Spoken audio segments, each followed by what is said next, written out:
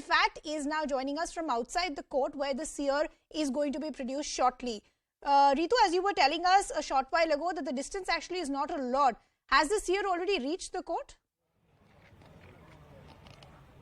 Yes, the seer has already reached the court, and we are giving you this exclusive visuals coming in from the court side. You can see the vehicle is very much been parked in front of the court, and that's the entry gate that we're getting to see. There's a police vehicles too being parked right in front of the vehicle from where the seer had got down and have entered the court. So that's where he will be produced in front of the court, because he had on one side we saw how the health officials had said that his health condition is deteriorating. He is in a critical condition. So that's the reason he had to be immediately rushed to the hospital at around 9:30 a.m. But you see the police in fact wanted his custody for 5 days, asked the court for it, and the court says without accused, how will a law even let you for a custody? So the accused will at any cost will have to be present in front of the court for this big decision to be made. Without the accused presence, this decision cannot be done. So that's where you see the court says he will have to be present. But what happens is that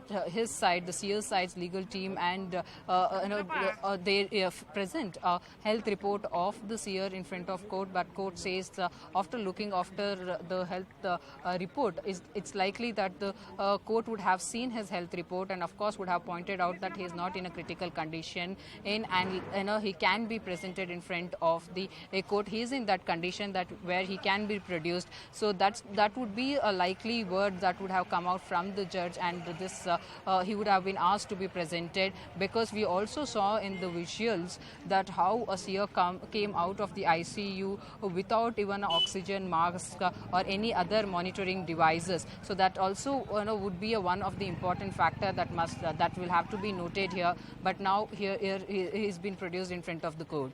Okay, Ritu, I also quickly want to understand, because POCSO is in play, what are the options as far as the bail is concerned?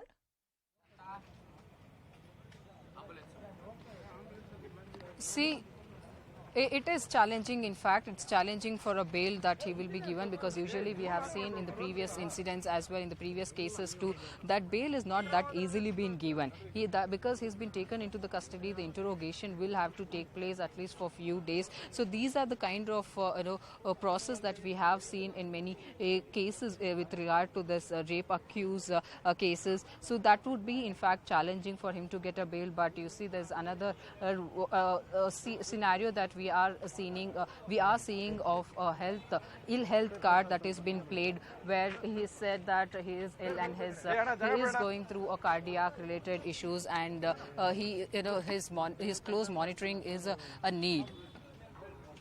I request you to stay on with us. We'll continue to come back to you and track all those developments of what's playing out at the court. I want to continue the conversation with my guest. R.K. Upadhyay, what I essentially want to understand is what we've seen play out has put out two very worrying pictures. One is what is the position as far as victims in the country are concerned, and more importantly, the absolute silence of politicians across political parties just for the fear of loss of vote bank because of the clout that the Lingayats enjoy.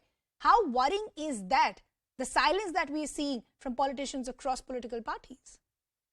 It's absolutely worrying, because we have seen that even after this man was arrested, supposedly arrested last night, look at the kind of clout he still has, and we don't know anything about the victims. Where are they? Are they being given proper protection? Do they have the police guarding them? We have no information about them. And here is a whole machinery, the state machinery, the police who are behind this man. And they have the temerity to go to the court and, without the accused person being there, ask the court to give the custody. I mean, he has to be produced. Gladly that the judge has, been very firm and, telling them to produce the man. So he is being produced now. It clearly shows that this man is not, has any health condition. The way he has been walking, he has been, able to get out of the hospital and walk. And it shows that this is all a bunkum, that, this story has been put up that he's not well, he had a heart attack and all that. And how is that the administration has been behind him at his beck and call? So I feel that, some Supreme Court lawyer should take it up, pro bono, file a case in the Supreme Court, file a prior before the Supreme Court Chief Justice and say that this case has to be taken up by the Supreme Court. And everybody has seen for the last 7 days, what kind of a drama that is being conducted by the state government. I mean, this government cannot be trusted to give justice to these two girls, and this man is still too powerful, and he is acting as if that he can control the whole situation. And this unfortunately, now he actually has controlled the situation, because considering the fact, despite the fact that all these allegations were out in the public domain over the last couple of weeks, you still had politicians making a beeline at his mud. And more importantly, you still had the police not taking over the mud or questioning him. Remember, this Seer still hasn't been questioned. But Dr. Lubna, what I also want to understand is how challenging and difficult then it does become for victims. Okay,